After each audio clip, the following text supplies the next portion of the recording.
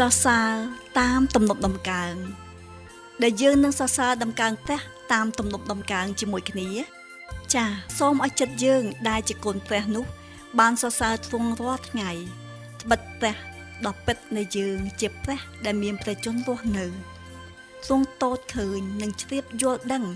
nơi đầm nào phơi chỉ vật bỏ dương rót pe về lìa hai thung sập té ở dương bàn riêng tốc chất lơ thung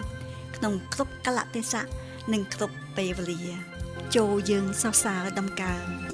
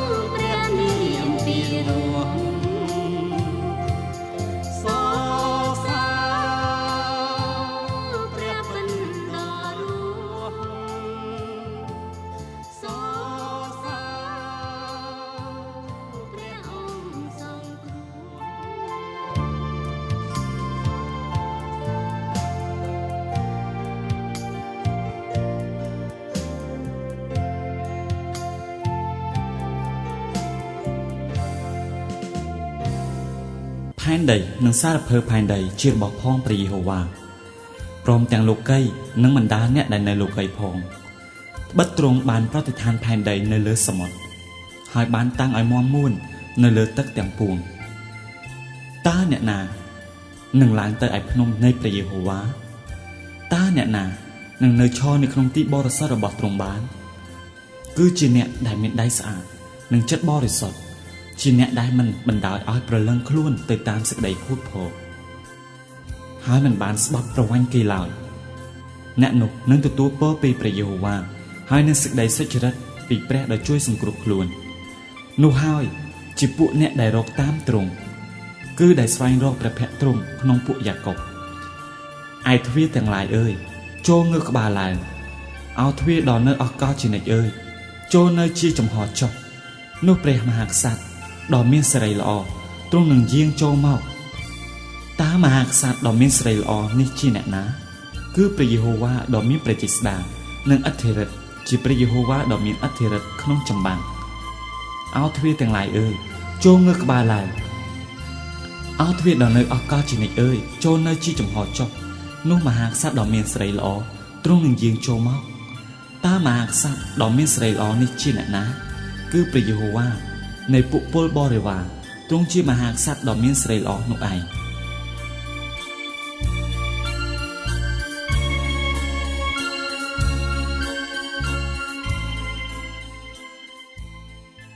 បងប្អូនលោកអ្នកទើបនឹងបានស្ដាប់នៅក្នុងទំនុកដំណើរ24ខ1ទៅខ10ដែលយើងនឹងអាចនិយាយថាគ្មានការអួតខ្លួនដែលត្រូវទេជីវិតយើងអាចនឹងមានភាពខុសប្លែកបានបើសិនជាយើងនឹកចាំនៅក្នុងទំនុកដំណើរ24ខ1ថាផែនដីនិងសាលពើនៅផែនដីជារបស់ផងព្រះយេហូវ៉ាព្រមទាំងលោកីនិងបណ្ដាអ្នកដែលនៅលោកីផងដោយសារលោកីនេះជារបស់ផងព្រះដែលយើងអាចវិលបែរមករកទ្រង់វិញនៅពេលដែលយើងវិលបែរមករកទ្រង់វិញនោះតើនឹងមានអ្វីខុសប្លែកយ៉ាងម៉េចបានទី1គឺទម្លឹកឲ្យយើងមើលឃើញថាយើងជាអ្នកបម្រើមិនមែនជាម្ចាស់ទេទោះបីអ្វីៗដែលយើងមានក៏ដោយទាំងអស់នោះក៏ជារបស់ផងព្រះដែរព្រះទ្រង់ជាម្ចាស់លើគ្រប់ទាំងអស់ព្រះទ្រង់ជាម្ចាស់ លើរបស់អ្វីៗទាំងអស់ដែលបងប្អូនលោកអ្នកមានបើទ្រង់មិនសពប្រហារតីឲ្យបងប្អូនមានតែនោះបងប្អូនគួរតែក្រវែងវាចោលទៅដែលនាំឲ្យបងប្អូនមានការបន្ទាបចិត្ត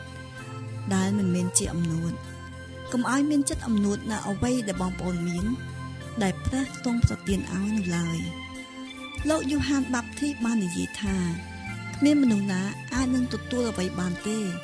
លើកលែងតែព្រះទ្រង់បានប្រទានមកពីឋានសួគ៌ប៉ុណ្ណោះ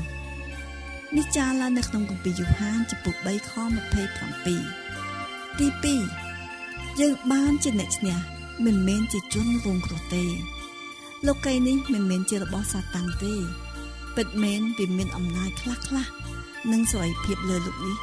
តែវាមិនមែនជាម្ចាស់ឬផែនដីនេះទេផែនដីនេះជារបស់ផងព្រះយេស៊ូវគ្រីស្ទមិនមែនរបស់សាតាំងទេទី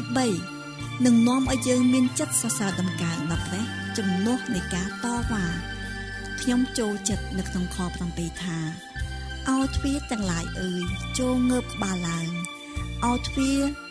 ដែលនៅដល់អស់កលជានិច្ចអើយចូលនៅចំហចុះនោះមហាក្សត្រដ៏មានសេរីល្អទ្រង់នឹងយាងចូលមកព្រះទ្រង់ជាម្ចាស់គ្រប់គ្រងលើអ្វីៗទាំងអស់នៅពេលដែលទ្រង់គ្រប់គ្រងនោះទ្រង់គ្រប់គ្រងដោយព្រះគុណនិងពេញដោយសេរីល្អបើសិនជាបងប្អូនលោកអ្នកចង់បានតែពោដោយព្រះគុណនៃព្រះនោះសូមនឹកចាំថាផែនដីនិងរបស់សពសាលពើទាំងអស់ជារបស់ផងព្រះទាំងអស់មិនមែនជាកម្មសិទ្ធិរបស់បងប្អូនលោកអ្នកទេ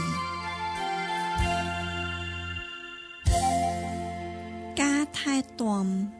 និងបម្រើយ៉ាងល្អនោះគឺជាភារកិច្ចរបស់យើងជាអ្នកគ្រីស្ទានដែលយើងត្រូវបន្ទាបខ្លួននៅអ្វីដែលព្រះទ្រង់បានប្រទានឲ្យដោយដឹងថាព្រះទ្រង់គ្រប់គ្រងលើអ្វីៗទាំងអស់លើលោកនេះដោយសារព្រះគុណនិងព្រះពរដ៏ថ្លៃថ្លារបស់ទ្រង់ដែលជួយឲ្យយើងមានជោគជ័យ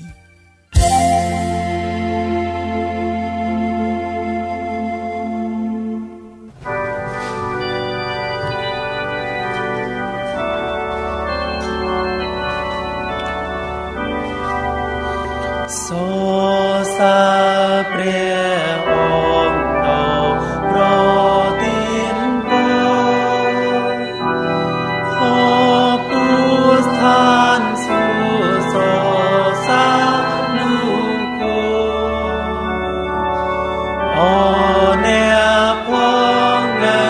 គ្រប់ទាំងនគរចូលលើកស